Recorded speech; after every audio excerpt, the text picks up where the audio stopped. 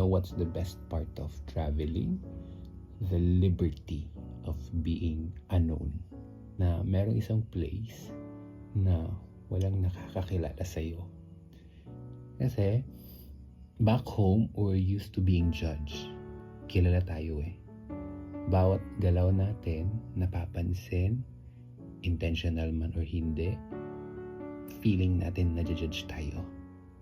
But when you travel, most especially international travel guys, you get to see a version of yourself that is unknown, na hindi kilala, hindi na-notice, hindi napapansin, irrelevant. And to some extent, that is so liberating. Mga bagay na alam natin, nalilimitahan dahil kilala tayo. But when we go to places na walang nakakakilala sa atin, we feel like kaya natin lahat. Nakilala mo yung iba namang version ng pagkatao mo living in that world. Your perspective of the world, more than yourself, widens, lumalawak. I get to know myself better.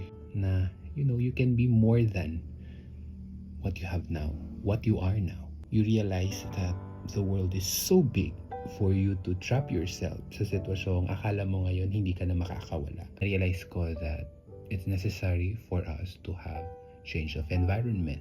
If you feel like nasasakal ka na, stagnant ka na, for once travel. You have to travel. I encourage you to travel, to see things differently. Iba yung nabibigay ng pagta-travel talaga eh.